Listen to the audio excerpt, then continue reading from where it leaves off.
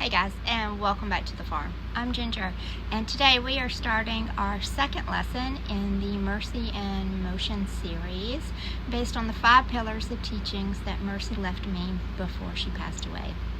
And today's lesson is all about resilience. And as y'all know, Mercy taught me a lot on resilience. And it's all about acknowledging the struggle, but not quitting, not giving up. I saw a quote the other day that said, never change the goal, but always be flexible with the plan. And that is definitely something that Mercy taught me. We all know that you're going to have setbacks, and setbacks are just part of growth. And one thing that I have found in a lot of online videos is they don't really show the struggle very much, or they kind of gloss over the struggle of things. And say if they're just teaching you how to pick up a horse's feet, they may show like the very beginning and then the very end. They don't show you all the messy parts in the middle, and a lot of times working with horses gets very messy. And I understand that can be really hard, especially on social media when everybody has an opinion on things. But sometimes, that's just a part of it. And being resilient and pushing through, especially when it gets hard, is a vital part of this aspect. So today we're going to talk about a lot of that. We're going to talk about what does resilience look like in your life, even with horses, without horses, and other aspects of your life. Maybe it's with working out, maybe it's with your job, and maybe it's with a spouse, or with your children, and how difficult and messy that can look. So one example of being resilient that I had to go through was with Mercy with tying. Mercy had an extremely difficult time with standing tied. She would dig a hole to china, she would rear up, she would try to climb on whatever she was tied to, whether it was the horse trailer, a fence, even a patience pole. She did everything. She started learning how to get the halter off of her head if she was tied up a certain way, and it was extremely difficult, but I was determined that we were going to figure this out and that she was going to be safe to tie, because that is something that is extremely important for horses to be able to do, and that is something that we had to work. But we worked at this constantly, 3, 4, 5 times a week. I would tie her up in various different places, and I would stay there with her, and I would never stop trying. And we worked through many different techniques on trying throughout the years. Obviously, we would stick with one technique for quite a while, and if we got nowhere with it, then we would try a different technique until we found something that worked for her. But I just kept hammering away at finding what did work, and that is part of being resilient. There was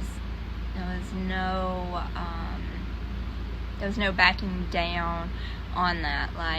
Being able to tie her up and leave her for 5 minutes was important, and we kept at it.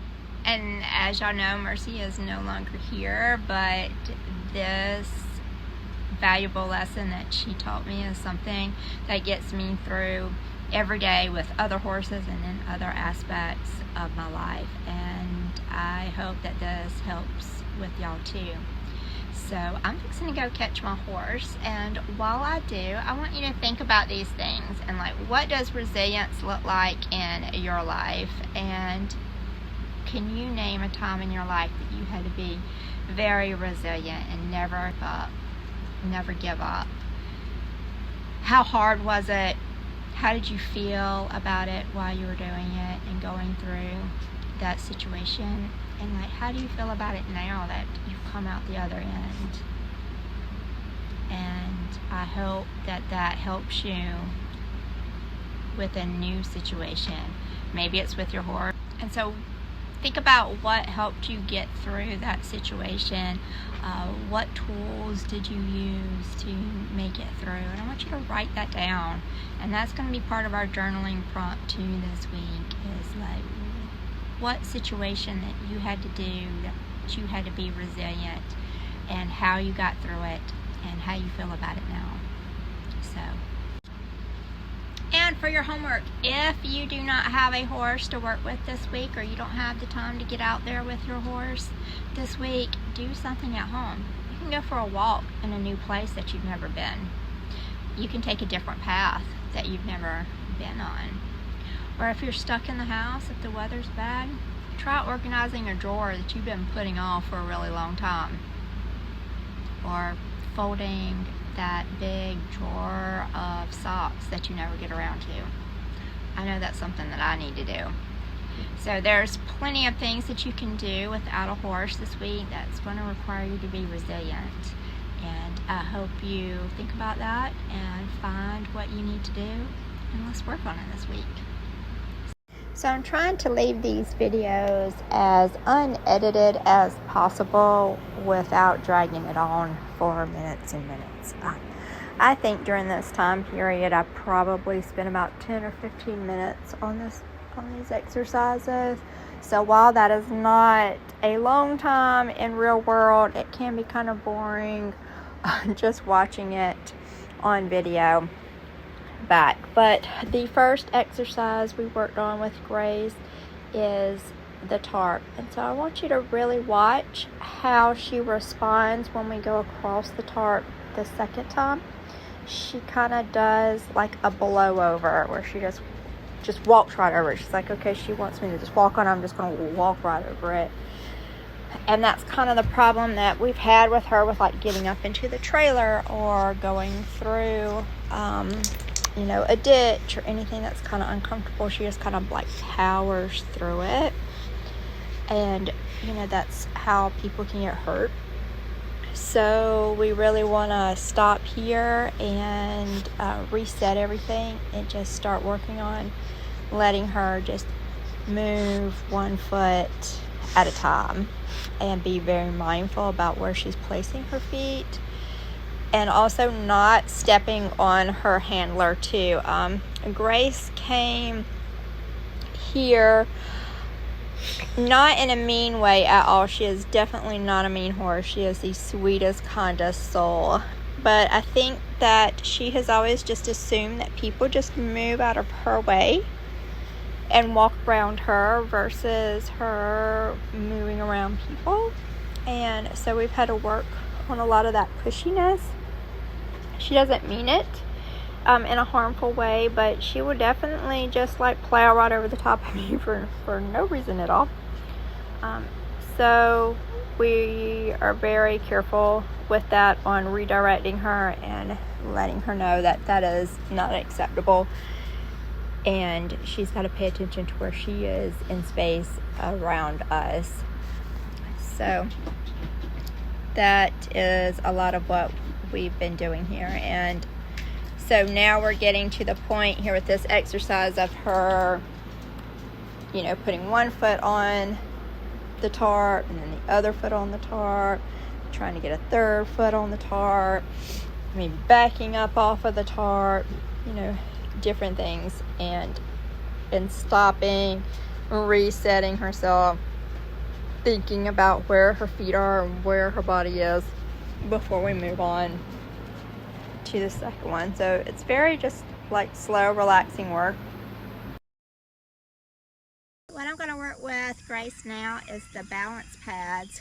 Now, these are not made for horses. These are actually made for human. I have bought the ones that are made for horses back when I had Mercy, and if y'all have been following along, since then Mercy completely destroyed them, and so I had just gone over to TJ Maxx and bought these for humans because they were like on sale and super cheap, and so I've used these. Obviously they get tore up pretty easily, but so did the horse ones. So we are going to try and see how she does now with that. So she was able to get up on the board pretty okay with no problem. So now we're going to try to see how we can balance on the front feet. I only have 2. I don't have enough to do all 4 feet, which is fine with Grace anyway, because right now we're still struggling with even picking up her hind legs. So this, I think, would be a little bit too hard for me to be able to do. I don't know. We might try it and we'll see how it goes.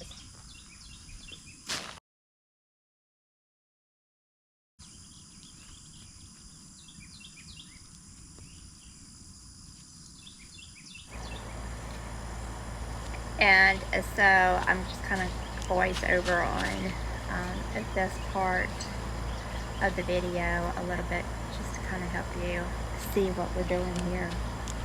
And again, you know, Grace has some misaligned hips. She spent the last 8 to 10 years in a round pen and does not have very good spatial awareness of where her body is in space. So this is a lot of what we're doing here, and so she's quite uncomfortable with stepping up on these pads and putting down full pressure. And this is the first try on this, and I think she actually did really well. She did a heck of a lot better than Mercy ever did with any of that. And it took a little bit. Like this video takes a little bit of time, so remember that. Like, don't get in a rush. Like, don't worry about rushing through this. Like, if it takes a while for them to step on it, it's fine. Like, you know, some of these videos just show them just pop them right on it and then they just stand there for 10 minutes on that. No, like, sometimes it might take you 10 minutes to get them to step on them, and then they only stand on it for a minute. Like, and that's okay. Like, you can start there and you can work your way up. And so just enjoy the process and just take your time with it. And like I said, be resilient. Stand on it. You stand on it. Stand on it.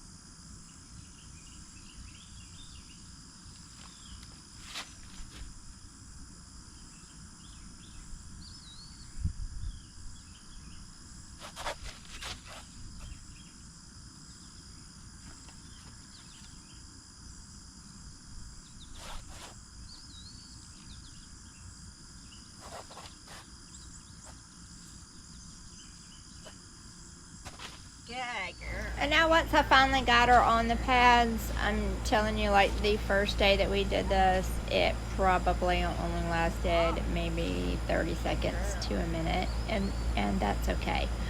We did do this again a second time, and she lasted probably 2 or 3 minutes. And then the next clip that you're going to see is on a 3rd day. So I don't do all these exercises all within like one day. Like, this is throughout a week. This is throughout several weeks. Like, this takes time. But at this point now, we are now moving on to stepping up onto a pallet. And so this pallet's probably about 3 to 4 inches up off the ground, and I have a rubber mat on top of it. And so we're just doing the same thing we did with the tarp, with the board, with the blocks, like just 1 foot at a time. I want her to try to start just being very mindful of where she's sticking her feet and not jump up and below past me once she gets up there. She does that when she gets in the trailer. Like, she just goes and she leaps into the trailer, and so I can't be in the trailer with her whenever she does that because she can be quite dangerous. So trying to get her to step up and into the trailer 1 foot at a time has been difficult. And so this is a part of all that training.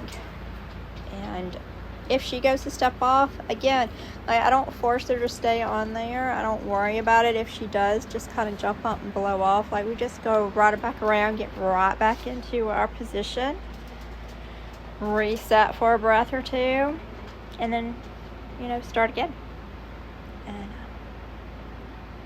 And she did really, really well with this today. And I was quite shocked. And so I think the next time what I'll do is I'll take 2 pallets and place them together and put the rubber mats up on top of them and try that. I'm going to have to kind of play with that and make sure that it's stable, because obviously I don't want her to get scared. And then I also have some tires that I have filled with dirt that are not quite as tall as the ta-da box that I would like to get her to be able to step up onto. So I may try that one next. We're just going to kind of have to play with the heights.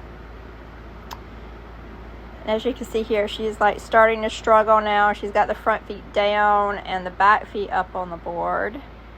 And so that's kind of messing with her balance a little bit, but she did pretty good with that. So no biggie, no big problems.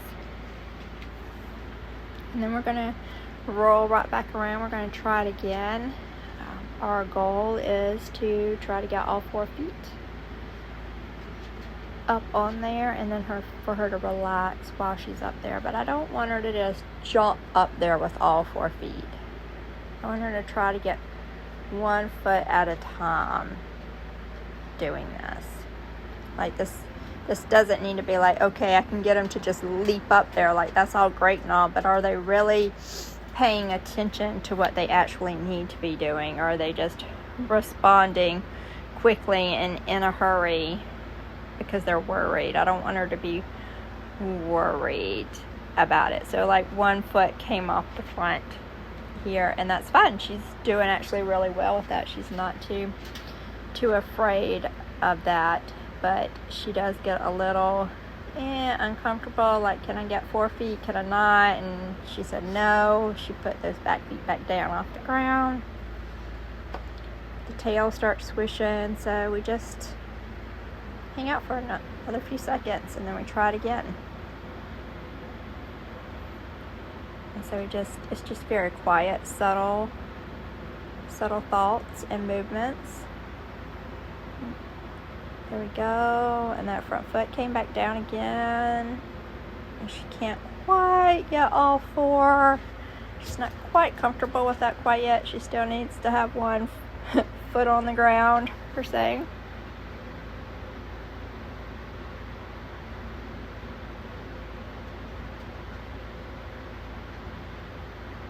She's not too nervous here anymore.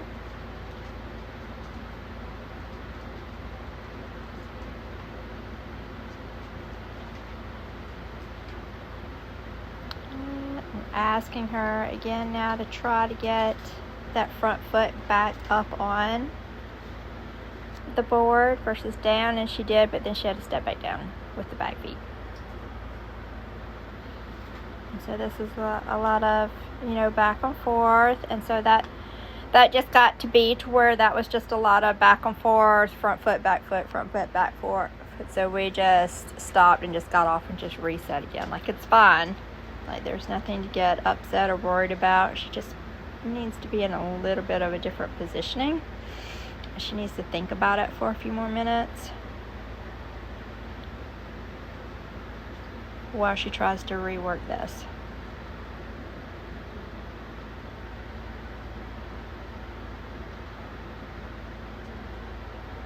And that leg went off the other side while she just kind of maneuvers around on here.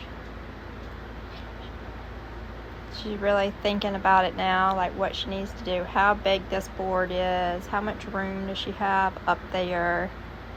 Like, her mind is starting to work on all these things now. She's starting to acknowledge like where her feet are, where the board is, how much room does she have to move around. Like, it's all kind of starting to come together now, where she's figuring out where her feet are, where her body is, and where she needs to place them and not just like jump off, you know, and plow into me and, you know, get upset or nervous about it.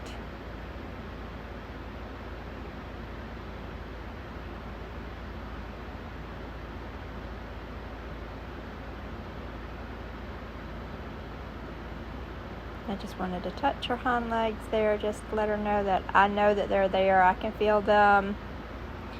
Bring her mind back to where her legs are. And then she finally kind of catty-cornered herself on there. And then she gets all 4 feet up. And that was spectacular. Like, she thought about it. She moved her body around on the board to find a good spot and did it. And so I hope you really enjoyed these new challenges to work on with your horse. Again, with Grace, it's trying to get her to be able to pick her feet up and find her place in space and be able to move her body around correctly. So using a tarp, boards, a tie box, anything for her to step up onto is difficult for her, and that's what we're going to work on, you know, this week. So find something that is challenging for you and your horse and work on these things. It could be picking up their feet. It could be giving them a bath. It could be working on them with fly spray. And if you need tips on any of those things, please reach out. I'll be glad to help in any way that I can. And I hope to see y'all next week when we dive into chapter 3, which is humor.